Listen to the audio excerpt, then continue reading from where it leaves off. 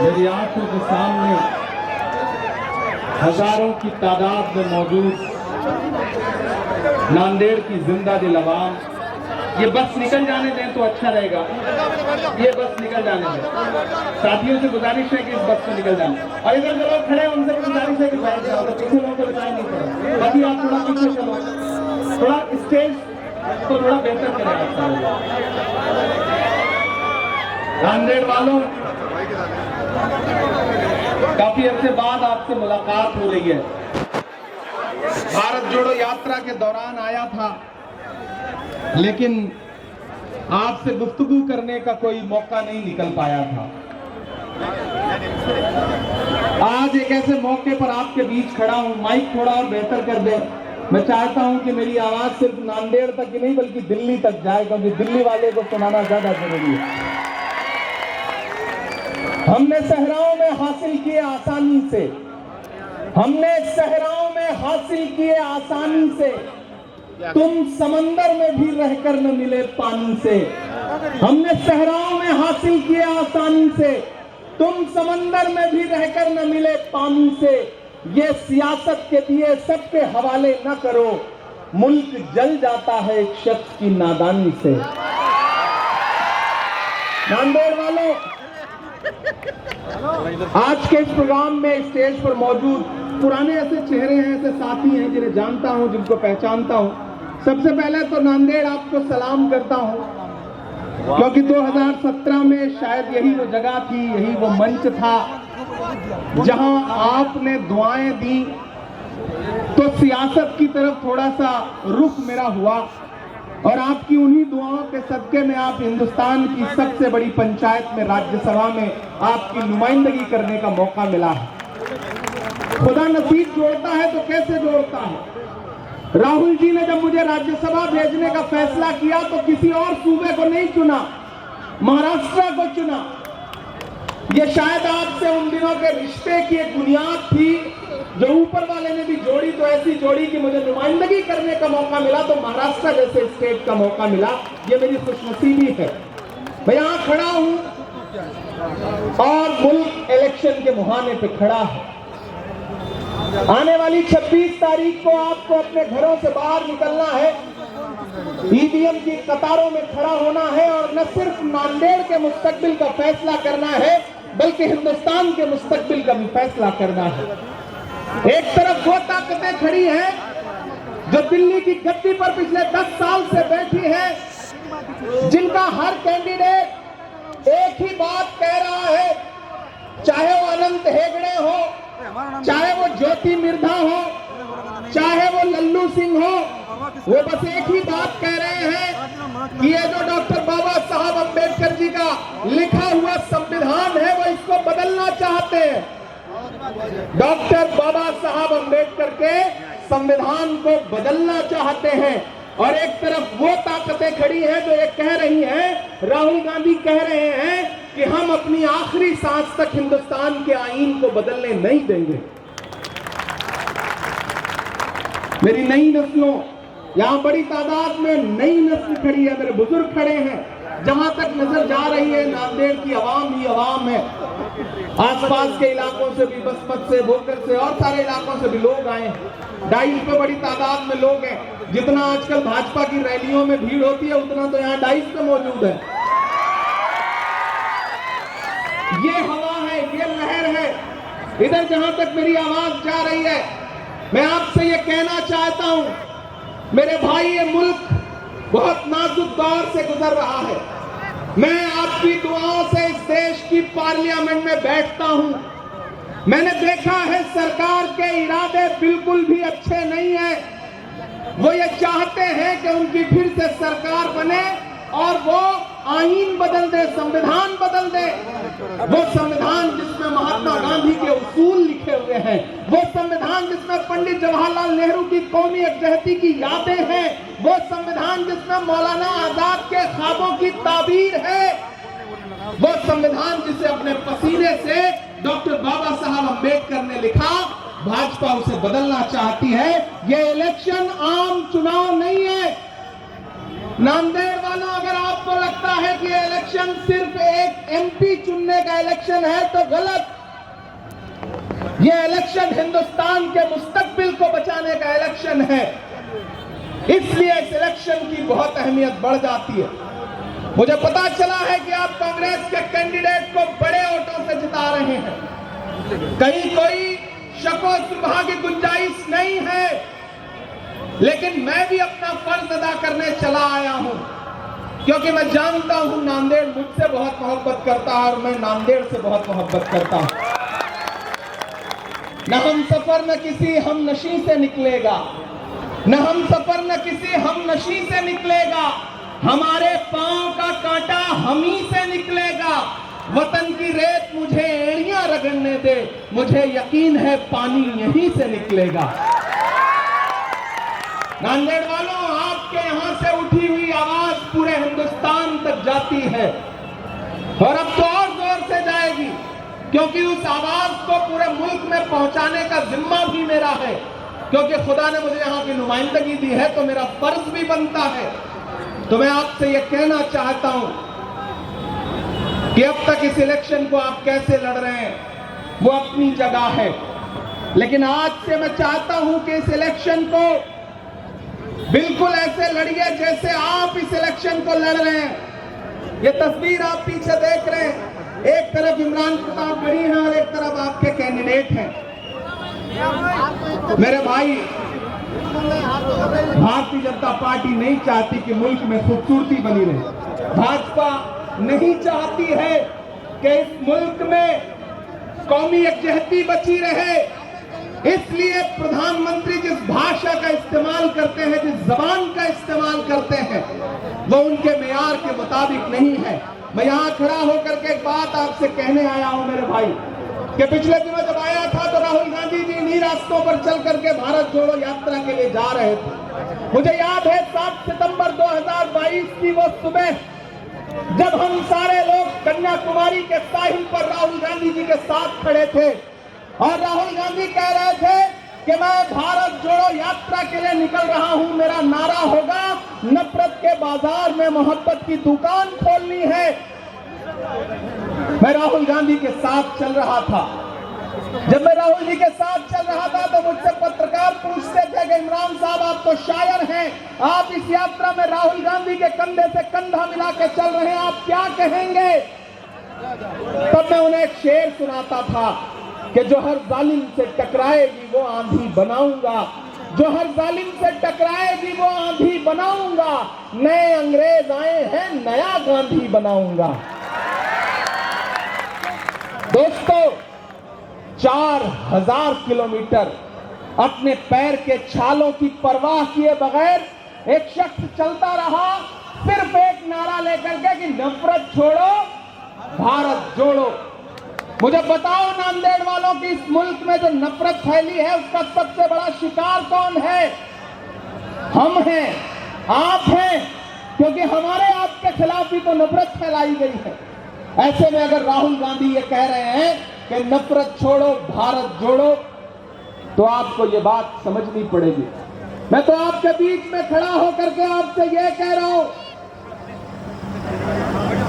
कि वसुंधरा जी को दिया गया आपका एक एक वोट सिर्फ उन्हें नहीं मिलेगा, मोहब्बत के उस मसीहा को मिलेगा जिसका नाम राहुल गांधी है। आपका वोट सिर्फ उन्हें नहीं मिलेगा, आपका वोट बाबा साहब अंबेडकर के सच्चे अनुयायी मल्लिकार्जुन खड़गे को मिलेगा। आपका वोट सिर्फ उन्हें नहीं मिलेगा बल्कि प्रियंका गांधी को मिलेगा, सोनिया गांधी जी को मिलेगा। और आपका दिया गया एक एक वोट इमरान प्रतापगढ़ी के ऊपर पर्सनल एहसान होगा। इसलिए मैं आपके बीच में आया हूं कि यहां से जो आवाज उठेगी, यहां से जो माहौल बनेगा, वो देश की दशा और दिशा तय करेगा। नांदेड़ वालों, प्रधानमंत्री जी पूरे मुल्क में घूम करके बता रहे हैं कि हमारी तो इतनी सीट आ रही है, इतनी सीट आ रही है। झूठे हैं, झूठ बोल रहे हैं। प्रधानमंत्री जी जो नंबर बता रहे हैं वो 15 लाख के जुमले की तरह झूठा है। किसी झांसे में मत आइएगा। दिल्ली में इंडिया गठबंधन की सरकार बनने जा रही है। मैं केरल से होके आ रहा हूं, प्रचार में मैं उत्तराखंड था, मैं चंद्रपुर था, उसके बाद जम्मू कश्मीर था, उत्तर प्रदेश था, आज यहां पर हूं, परसों राजस्थान रहूंगा, कल अकोला रहूंगा। मैं पूरे मुल्क का मूड आपको बता रहा हूं, पूरे मुल्क का माहौल बता रहा हूं कि मीडिया में भाजपा जीत रही है और जमीन पर इंडिया अलायंस जीत रहा है, कोई दो राय नहीं है। प्रधानमंत्री, पहले देश का इलेक्शन हो चुका है, प्रधानमंत्री जी का चेहरा उतरा है, अमित शाह जी की जबान लड़खड़ा रही है, लेकिन राहुल गांधी दहाड़ के बोल रहे हैं, तेजस्वी यादव दहाड़ के बोल रहा है, अखिलेश यादव जोर शोर से बोल रहे हैं, उद्धव ठाकरे जोर शोर से बोल रहे हैं, नाना पटोले जोर शोर से बोल रहे हैं, और इमरान प्रतापगढ़ी तो आपके सामने दहाड़ ही रहा है, आप देख रहे हो। तो इस इलेक्शन में भाजपा के लिए कुछ भी नहीं है। मैं तो प्रधानमंत्री जी से कहूंगा कि प्रधानमंत्री जी, मुझे पता है अभी आपने झूठ बोलना शुरू किया है, एक आध फेज का और इलेक्शन होगा तो हो सकता है आप किसी मीटिंग में रोने भी लगे, क्योंकि आपको अदाकारी बहुत अच्छी आती है। अमिताभ बच्चन फेल है प्रधानमंत्री जी के सामने, एक्टिंग तो भाई कमाल का करते हैं वो। एक दिन पार्लियामेंट में रोहित वेमुला को याद करके भावुक हो गए, ऐसा लगा जैसे आंसू निकल आएंगे। मुझसे मीडिया के एक साथी ने कहा कि इमरान साहब, आज तो प्रधानमंत्री जी भावुक हो गए थे, आप क्या कहेंगे? मैंने कहा भाई मैं क्या कहूंगा, मुझे तो एक शेर याद आ रहा है कि वो अब तिजारती पहलू निकाल लेता है, मैं कुछ कहूं तो तराजू निकाल लेता है, मैं इसलिए भी तेरे फन की कद्र करता हूं, तो झूठ बोल के आंसू निकाल लेता है। तो हमने तो देखा है उन्हें, लेकिन मेरे भाई इस बार कोई झूठ चलने वाला नहीं है। इस बार जनता समझ गई है कि ये झूठे लोग हैं। इन्होंने वादा किया था बहुत हुई महंगाई की मार, अब की बार मोदी सरकार 2014 में याद है पेट्रोल डीजल 58 रुपए से 100 रुपए पहुंच गया, गैस सिलेंडर 400 रुपए से 1000 पार कर गया, आटा चावल दूध दही पनीर छाछ लस्सी सब महंगा कर दिया।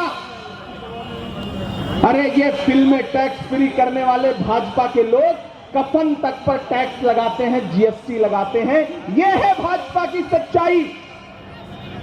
हमने जब पार्लियामेंट में आवाज उठाई तो एक साथ 146 मेंबर ऑफ पार्लियामेंट सस्पेंड कर दिए गए, उनकी जबान बंद करने की कोशिश की गई, लेकिन मैं डरा नहीं, मैं झुका नहीं, कहीं छुप छुपा के खड़ा नहीं। जो डटे हुए हैं महाज पर, मुझे उन सफों में तलाश कर। मैं लड़ रहा हूं आपके लिए, मैं बोल रहा हूं, मैं आपकी मोहब्बतों की दुहाई देके ये बात कहता हूं नांदेड़ वालों कि जिस दिन से पार्लियामेंट पहुंचा हूं, एक भी दिन चुप नहीं हूं। कभी नजीब की मां के आंसुओं के लिए आवाज उठा रहा हूं, कभी सुनहरी बाग मस्जिद के लिए आवाज उठा रहा हूं, तो कभी जामिया और अलीगढ़ यूनिवर्सिटी के बच्चों के लिए आवाज उठा रहा हूं, कभी देश के किसानों के लिए आवाज उठा रहा हूं, क्योंकि हमारी आंखों ने देखा है कि 700 से ज्यादा किसान शहीद कर दिए गए सिंघू बॉर्डर पे बैठा करके। कीमत तो बहुत बढ़ गई शहरों में धान की, लेकिन विदा न हो सकी बेटी किसान की। मौका मिला तो लोगों ने कुर्सी के वास्ते तस्वीर ही बिगाड़ दी हिंदुस्तान की। नांदेड़ वालों, हम एक मुश्किल लम्हे में खड़े हैं, और इस मुश्किल लम्हे में एक एक सीट, एक एक वोट की अहमियत बहुत बड़ी है। इसलिए किसी झांसे में नहीं आना है, किसी धोखे में नहीं आना है। आपको याद रखना है कि पिछले 10 साल में इस सरकार ने जुल्म सितम की क्या इंतहा की है। कभी महंगाई के नाम पर, कभी आपके ऊपर ऐसे ऐसे कानून थोपे गए कि आदमी कहीं भी महफूज नहीं है। महान बादशाह सिकंदर ने यूनान फतेह किया। सुनना मेरी बात को बहुत संजीदगी से नांदेड़ वालों। इधर जो बाईं तरफ लोग खड़े हैं, दाईं तरफ लोग हैं, पीछे तक जहां तक मेरी आवाज जा रही है, और अपने घरों में भी जो लोग हैं, बहुत संजीदगी से मेरी इस बात को सुनिएगा। बादशाह सिकंदर ने जब यूनान फतेह किया तो जीत का जश्न मनाने के लिए शहर की सड़कों पर निकला, तो उसने देखा कि पूरा शहर जश्न मना रहा है, लेकिन एक फकीर जो है वो चादर ओढ़ करके सड़क के किनारे पेड़ के नीचे मस्त सो रहा है। सिकंदर को गुस्सा आया। सिकंदर अपने घोड़े से उतरा और उस फकीर के पास गया और उस सोते हुए फकीर को एक जोर की लात मारी और लात मार के कहा कि मैंने शहर फतेह कर लिया है फकीर, पूरा शहर जश्न मना रहा है और तू सो रहा है। फकीर ने उम्मीदी आंखों से सिकंदर की तरफ देखा और देख करके कहा कि शहर फतेह करना बादशाह का काम है, लेकिन लात मारना गधे का काम है। क्या खुदा की कायनात में इंसानों की इतनी कमी हो गई है कि उसने बादशाहत गधे के हाथ में सौंप दी है? लात तो हमको आपको भी पड़ी ना। 2014 में महंगाई की लात जो पड़ी तो अब तक पड़ती ही जा रही है। नोटबंदी की लात पड़ी, जीएसटी की लात पड़ी, अब नए नए कानून लेकर के आए हैं और खुद हालत यह है कि भ्रष्टाचार का ऐसा आलम है कि चंदा दो धंधा लो। भाजपा का नया नारा क्या है? चंदा दो धंधा लो। लेकिन मेरा मानना है कि हुकूमतें जुल्म पर बहुत ज्यादा काबिज नहीं रह पाती। मैं पूरे देश का माहौल बता रहा हूं नांदेड़ वालों। साउथ इंडिया में भाजपा साफ, और ताली तो अगली बात पे आपकी बजेगी। साउथ इंडिया में भाजपा साफ और नॉर्थ इंडिया में भाजपा हाफ। यही है इस समय भाजपा की सच्चाई। उस दिन राहुल गांधी जी ने प्रेस कॉन्फ्रेंस में कहा कि इस चुनाव में भाजपा 150 सीट का आंकड़ा पार नहीं कर रही है, और अगर राहुल गांधी ने कहा है तो इसे पत्थर की लकीर समझो। मैं यहां आपके बीच में खड़ा होकर के बहुत संजीदगी के साथ एक बात कहता हूं नांदेड़ वालों, बहुत संजीदगी के साथ। जब भारत जोड़ो यात्रा गुजरी थी तो मैं इन्हीं रास्तों पे आया था। मैं चला था राहुल गांधी के सामने 4000 किलोमीटर। वो शख्स अपने पैर के छालों की परवाह किए बगैर चला है। तो आज मैं नांदेड़ वालों आपके बीच में खड़ा होकर के ये कहना चाहता हूं कि आप तो इस बात पर ईमान रखते हो ना कि मजदूर का पसीना सूखने से पहले उसकी मजदूरी उसे दे दी जाए। रखते हो ना इस बात पर ईमान? बताओ मुझे, मजदूर का पसीना सूखने से पहले उसकी मजदूरी दे दी जाए, इस बात पे हमारा ईमान है। तो मैं नांदेड़ वालों आपसे कह रहा हूं कि मैं राहुल गांधी की मजदूरी मांगने आया, मजदूरी मांगने आया हूं मैं आपसे। 4000 किलोमीटर अपने पैर के छाले, अपने पसीने की परवाह किए बगैर वो शख्स चलता रहा। मैं साथ चला हूं कंधे से कंधा मिलाकर। नरेंद्र मोदी अपने भाषणों में कहते थे कि राहुल गांधी तो शहजादे हैं, याद है? राहुल गांधी तो राजकुमार है। मैं नरेंद्र मोदी जी से कहना चाहता हूं कि आप जिसे शहजादा कहते थे वो एक टी शर्ट में, एक ट्राउजर में कन्याकुमारी से कश्मीर तक चलता रहा, हिंदुस्तान की सड़कों की खाक छानता हुआ, लोगों को गले से लगाता हुआ। अगर शहजादे ऐसे होते हैं तो ऐसे शहजादों को हम पलकों पर बिठाएंगे। आप राहुल गांधी को शहजादा कहते हैं और खुद को फकीर। वो फकीर जो 10 लाख का सूट पहनता है, मोबाडो का चश्मा पहनता है, मोबाडो की घड़ी पहनता है और 8,500 करोड़ के जहाज में पूरी दुनिया घूमता है। क्या फकीर ऐसे होते हैं? नहीं, फकीर ऐसे नहीं होते। शहजादे अगर राहुल गांधी जैसे हैं तो ऐसे शहजादे हमें कबूल हैं। मैं आपसे थोड़ी थोड़ी गुफ्तगू करूंगा, थोड़ी थोड़ी शायरी भी सुनाऊंगा। नहीं सुनाऊंगा तो आप कहेंगे कि देखो खासदार हो गया तो अब शेर वेरी नहीं सुनाता। वो भी नहीं करूंगा, वो भी सुनाऊंगा। हाँ, सारा कुछ सुनाऊंगा। मैं अभी तक तो सोच रहा था ना कि आप सारे लोग जम जाएं, उसके बाद फिर आपसे संजीदा गुफ्तगू। अभी तो माहौल बनाने के लिए आपसे बातचीत कर रहा था। आप 4 फीट नीचे बैठे हैं तो आप ज्यादा वजनदार हैं, क्योंकि आप दानिश्वर लोग हैं। तराजू के 2 पलड़े होते हैं ना, एक इस तरफ है, एक इस तरफ है। एक 4 फीट ऊंचा है, एक नीचे है, लेकिन तराजू का वही पलड़ा झुका होता है जिसमें वजन ज्यादा होता है। आप ज्यादा वजनदार लोग हैं, इसलिए आपकी मोहब्बत को सलाम करता हूं और 4 मिसरे पढ़ता हूं। के दायरे में सिमट के आया है। मुझे लगना चाहिए कि वही नांदेड़ है जिसे मैं छोड़ के गया था, वही नांदेड़ मुझे दिखना चाहिए पीछे तक, कि दायरे में सिमट के आया है, हर रवायत से हट के आया है। आंधियों को जरा खबर कर दो, ना आंधियों को जरा खबर कर दो, शेर वापस पलट के आया है, शेर वापस पलट के आया है। इलेक्शन सिर्फ वोट देने का नाम नहीं है, सपोर्ट देने का भी नाम है, हौसला देने का भी नाम है। अपने जो कैंडिडेट हैं इन्हें हौसला दीजिए, इनका समर्थन करिए। एक एक आदमी ऐसे इस इलेक्शन को लड़े जैसे खुद चुनाव में खड़ा हो, क्योंकि अभी नहीं तो कभी नहीं।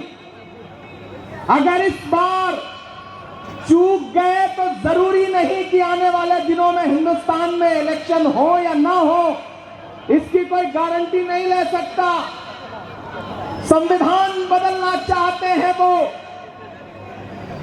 मुद्दों पर बात नहीं करेंगे, मुद्दे हटाएंगे। मैं तो पार्लियामेंट में हूं, वहां भी सवाल पूछता रहता हूं जब मेरे सामने पड़ते हैं। मैं तो उनसे पूछ रहा हूं पूरे मुल्क में कि कहां सोया है चौकीदार। इधर जो लोग हैं इन सबकी शिरकत हो कि कहां सोया है चौकीदार, कहां सोया है चौकीदार। गैस सिलेंडर की कीमत भी 1000 के पार, कहां सोया है चौकीदार, कहां सोया है चौकीदार। कि चाय बेचने वाला पूरा भारत बेच रहा है। सच्चे मिसरे हैं ना? अगर सच्चे मिसरे हैं तो पहुंचाओ इन्हें दिल्ली तक। मैं फिर से पढ़ता हूं कि चाय बेचने वाला पूरा भारत बेच रहा है, इसी काम में हासिल से महारत बेच रहा है। कि रेल बिक गई, तेल बिक गया, बिका हवाई अड्डा। और अगली जो लाइन है ना उसमें एक नाम आएगा, वो नाम अगर दिल को मजा दे तो फिर उसी तरह से सुन के बताइएगा कि रेल बिक गई, तेल बिक गया, बिका हवाई अड्डा। सब कुछ बिकता देख के खुश हैं अपने जेपी नड्डा। कि जनता महंगाई की मारी करती हाहाकार, कहां सोया है चौकीदार, कहां सोया है चौकीदार। मोदी जी भाषणों में बड़ी बड़ी बात करते हैं, मुद्दों पर बात नहीं करेंगे, जनता को झूठे वादे करेंगे। वो एक बार भाजपा का एक नेता एक एयरपोर्ट के बाहर पहुंचा, एक भिखारी दौड़ता हुआ उसके पास आया, बोला साहब 4 दिन से कुछ खाया नहीं है, कुछ पैसे दे दो। तो 500 की नोट उसने जेब से निकाला और कहा तुम्हारे पास फुटकर हो तो मुझे 400 वापस कर दो, ये रख लो। तो भिखारी ने कहा हाँ मेरे पास चेंज है, ले लीजिए। जैसे उसने 400 निकाले तो उसने भिखारी से कहा कि अच्छा तुम्हारे पास तो 400 है, जाओ इसी से खा लेना। उसको वापस पलट के रख लिया। ये काम करते हैं भाजपा के नेता, देना कुछ नहीं है, अगर मौका मिले तो आपकी जेब में जो रखा है उसे भी वापस लूट लें। पिछले 10 साल में इसके अलावा कुछ भी नहीं किया। मणिपुर में बेटियों की जिस तरह से परेड कराई गई आपको याद है, नरेंद्र मोदी जी का वो नारा याद है, बेटी बचाओ बेटी पढ़ाओ। लेकिन उस नारे की सच्चाई क्या थी? हाथरस में जब दलित बिटिया के साथ बलात्कार हुआ और उसकी मौत हुई तो रात के 2 बजे उसकी लाश को जला दिया गया बिना परिवार वालों की मर्जी के। बिल्किस बानो के बलात्कारियों को जेल से छोड़ करके माला पहनाई गई। यह है इनका बेटी बचाओ बेटी पढ़ाओ। उन्नाव में एक बिटिया के साथ बलात्कार करने वाला इनका भाजपा का विधायक जेल में है। सोनभद्र में इनका एक विधायक बलात्कार के आरोप में 25 साल की सजा काट रहा है। और तो और ओलंपिक पदक लाने वाली बेटियां जब प्रधानमंत्री की चौखट पर अपना मेडल लेकर के गई और ये कहा कि हमारे साथ खड़े होइए, हम बेटियां इंसाफ मांगती हैं, तो जंतर मंतर पर उन्हीं बेटियों को पुलिस ने घसीटा है। उसके विजुअल हमारी आंखों के सामने। मैं अपने समाज के लोगों से भी कहना चाहता हूं कि जज्बाती बनने की जरूरत नहीं है, मुद्दे पकड़िए, सियासी तौर पर खुद को बेदार करिए। कांग्रेस क्या कह रही है कि हमारी सरकार आते ही हर गरीब औरत को, हर गरीब महिला को 1 लाख रुपए दिए जाएंगे। कांग्रेस ये नहीं कह रही हो महिला हिंदू हो, मुसलमान हो, सिख हो, ईसाई हो, दलित हो, बौद्ध हो, कोई मतलब नहीं। वो महिला भारत की नागरिक है और गरीब है, तो हर साल उसके अकाउंट में 1 लाख रुपए डायरेक्ट दिए जाएंगे। ये कौन कह रहा है? राहुल गांधी कह रहे हैं। तो उसका फायदा किसे मिलेगा? हमारी आपकी भी बहन बेटियों को मिलेगा जो गरीब है। यहां नई नस्लें खड़ी हैं। कांग्रेस पार्टी कह रही है कि हमारी सरकार बनते ही 30 लाख नौकरियां तुरंत, और 25 साल के वो नौजवान जो डिप्लोमा लेकर के घूम रहे हैं, उनके पास नौकरी नहीं है, उनको नौकरी मिलने तक 1 लाख रुपए का बेरोजगारी भत्ता दिया जाएगा डायरेक्ट आपके अकाउंट में। मुद्दों पे लड़ो इस चुनाव को। भाजपा तो चाहती है कि मंदिर मस्जिद हिंदू मुसलमान, नहीं, हम मुद्दों पर लड़ेंगे इस चुनाव को। मैं देश की पार्लियामेंट में बैठता हूं, मैंने कहा ना, आपकी दुआओं ने मुझे महज 34 साल की उम्र में देश की सबसे बड़ी पंचायत में बिठाया। मैंने वहां बैठ के देखा है, ये महसूस किया है कि हिंदुस्तान की सियासत एक अलग करवट ले रही है। मेरे अपनों, उस शेप के साथ, उस बेदारी के साथ, उस करवट के साथ बदलना पड़ेगा। और मैं आपसे वादा करता हूं कि आज मुझ में जो भी ताकत है, मुझ में जो भी हुनर है, और जिसकी बदौलत आपने अपने मुसल्लों पे बैठ करके कभी किसी लम्हे में मेरे लिए शायद एक लम्हा दुआ की होगी, उसका सदका है कि जहां पहुंच करके लोग अपनी सियासत खत्म करते हैं, मैंने वहां से अपनी सियासत की शुरुआत की है। लोगों का आखिरी सपना होता है कि राज्यसभा में पहुंच जाएं। ये मेरे सपने की शुरुआत थी कि मैं सीधे राज्यसभा में पहुंचाऊं। ये सिर्फ आपकी दुआओं की बदौलत हुआ है। मैं इसलिए आपसे कहना चाहता हूं कि पूरे मुल्क में जो माहौल बनाया गया है, बहुत समझदारी से आपको काम लेना है। कि आप बहुत समझदार लोग हैं, लेकिन छोटी सी शिकायत भी, आप जब सुबह चाय की दुकान पे बैठते हैं तो 2 मिनट में महाराष्ट्र की सरकार गिराते हैं और 2 मिनट में दिल्ली की। शाम को बिरयानी खा रहे होते हैं तो चीफ मिनिस्टर बदलते हैं, फिर जब तहरी खा रहे होते हैं तो प्राइम मिनिस्टर बदल देते हैं। तहरी ना, हाँ भाई, मैंने खाया है भाई। मैं कल कोशिश करूंगा कि किसी दुकान पे जाकर के खुद से खाऊं। एक बात की माफी मांगता हूं आपसे, मेरे दिल की खलीश है, मैं कह देता हूं। 2 साल तकरीबन होने को आ गए, 1.5 साल से ज्यादा हो गया मेंबर ऑफ पार्लियामेंट बनने के बाद। कई बार सोचा कि आपके बीच में आऊं, और ये इलाका तो वो इलाका है जहां कुछ करना चाहता हूं। 2017 में आया था तो बड़े ख्वाब थे, वादा किया था कि कुछ करूंगा। अब तो अल्लाह ने आपकी दुआ से मेरी कलम में ताकत भी दे दी है। अभी कोड ऑफ कंडक्ट है, कोई बड़ी बात नहीं कहूंगा, लेकिन इतना वादा करता हूं कि अब तो आपकी दुआ से मेरे पास फंड भी है, बजट भी है सरकार का दिया हुआ। दिल्ली में कांग्रेस पार्टी की सरकार बनाइए, इंडिया अलायंस की सरकार बनाइए। मैं वादा करता हूं और इस वादे को निभाऊंगा कि नांदेड़ के लिए अलग से मैं ऐसा काम करूंगा जैसे मैं अपने घर के लिए काम करूंगा। ये मेरा वादा है आपसे। लेकिन उसके लिए मेरी जबान का और मेरे आने का भरम रखिएगा।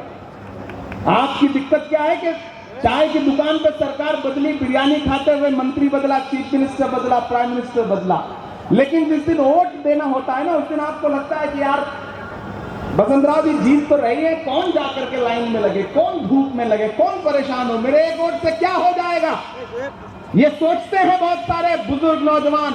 नहीं, अपने एक एक वोट की अहमियत समझो। मेरी पार्टी में, कांग्रेस पार्टी में, राजस्थान में एक नेता है जिनका नाम है सीपी जोशी, गूगल कर लेना। चीफ मिनिस्टर बनने की दौड़ में थे, इलेक्शन में एक वोट से एमएलए का इलेक्शन हार गए, ना एमएलए बन पाए ना चीफ मिनिस्टर बन पाए। इसलिए अपने एक एक वोट की अहमियत समझो।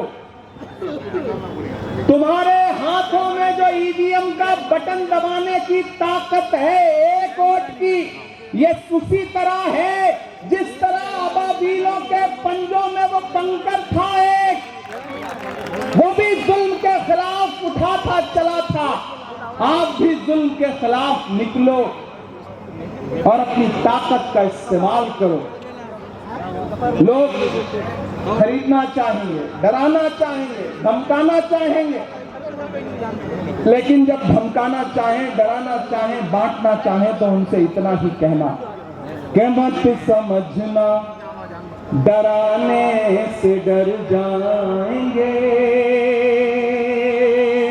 मत समझना डराने से डर जाएंगे, अब के सारी हदों से गुजर जाएंगे, मौत के नाम का खौफ देता है क्यों, मौत के नाम का खौफ देता है क्यों, मौत जिस रोज आएगी मर जाएंगे, मत समझना डराने से डर जाएंगे। हमने ज़मज़म दिया, आबे गंगा दिया, हमने ज़मज़म दिया, आबे गंगा दिया, तुमने भारत को दंगा ही दंगा दिया।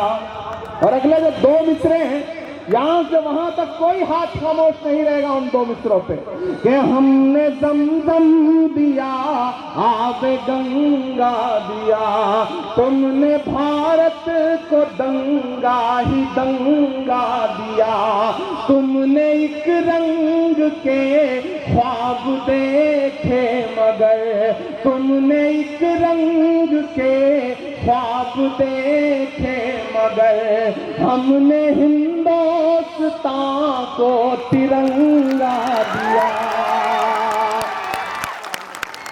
ये तिरंगा नांदेड़ वालों आपकी धड़कनों की तर्जुमानी है इन मित्रों में कि ये तिरंगा बदन पर लपेटे हुए, ये तिरंगा बदन पर लपेटे हुए, एक दिन इस जमीन में उतर जाएंगे, मत समझना डराने से डर जाएंगे, अब के सारी हदों से गुजर जाएंगे, ना इधर जाएंगे ना उधर जाएंगे, बन के खुशबू फज़ा में बिखर जाएंगे। मेरे भाई, मैंने कहा ना ये चुनाव बहुत अहम चुनाव है, बहुत अहम चुनाव है। मैं अपना दामन फैला के आपसे कह रहा हूं कि इस इलेक्शन में कुछ नहीं सोचना है, कौन आया कौन गया, किसने क्या कहा, कोई परवाह मत करो। जमहूरियत में हर चीज का जवाब वोट से दिया जाता है, बोलकर नहीं दिया जाता, चीख चिल्ला के नहीं दिया जाता, वोट से दिया जाता है। तो अगर कभी कहीं आपके जज्बात को ठेस पहुंची है तो उसका जवाब वोट से दो। घरों से बाहर निकलो, जाओ ईवीएम की कतारों में खड़े हो और सोचो कि इस सरकार ने 10 साल में आपको महंगाई दी है, नोटबंदी दी है, भ्रष्टाचार दिया है, नफरत दी है। आप नारा लगाओ कि नफरत के बाजार में मोहब्बत की दुकान खोलनी है। भारत का इमरान आपके बीच में खड़ा होकर के आपसे कह रहा है वक्त बहुत कम है, कोड ऑफ कंडक्ट है, 7-8 मिनट और बाकी है। मैं इतनी देर आपसे गुजारिश कर रहा हूं, ये कह रहा हूं।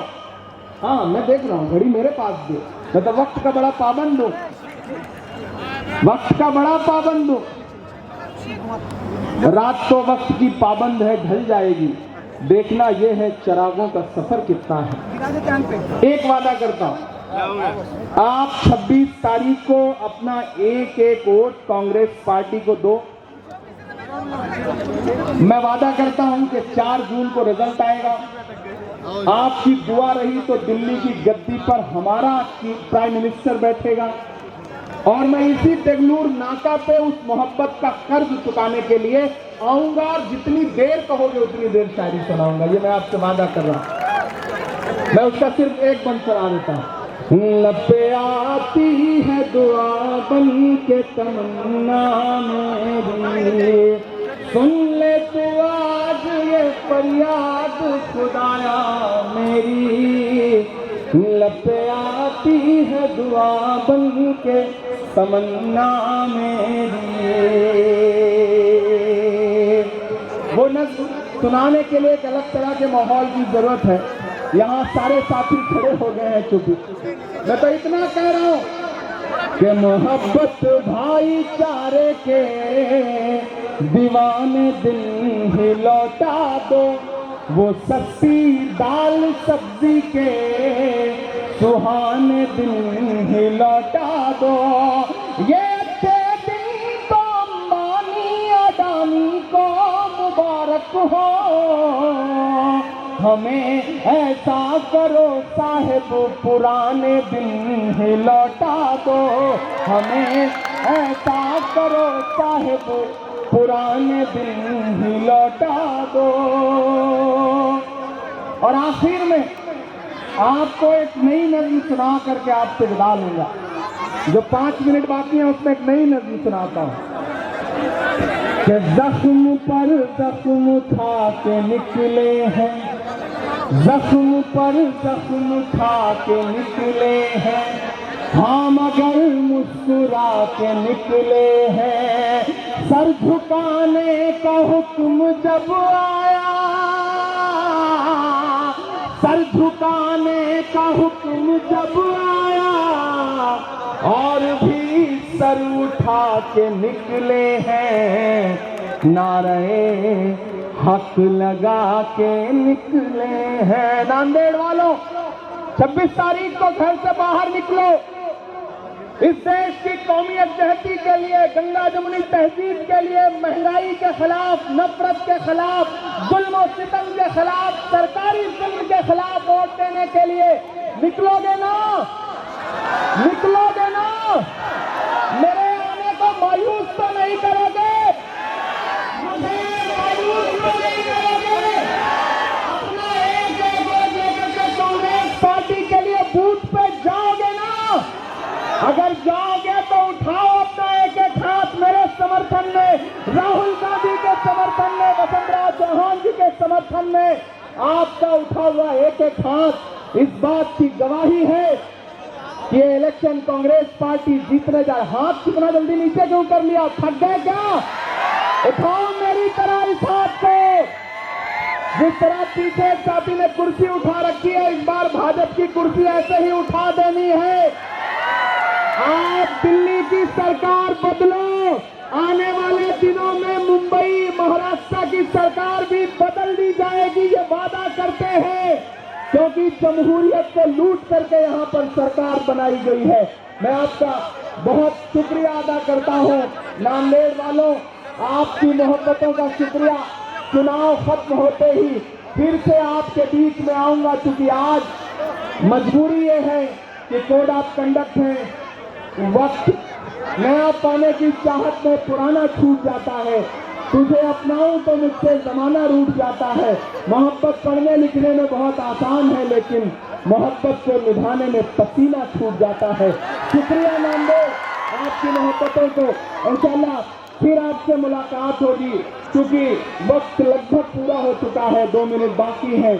आखिर में बस इतना कि इस इलेक्शन में किसी झांसे में मत आना। सिर्फ एक चीज याद रखना कि कांग्रेस पार्टी आपकी अपनी पार्टी है। किसी साथी ने नीचे से कहा कि इनके बारे में, उनके बारे में, किसी के बारे में कुछ ना बोलना ही सबसे बड़ी बात होती है। बहुत शुक्रिया नांदेड़ वालों, आपकी मोहब्बत को सलाम। हैं।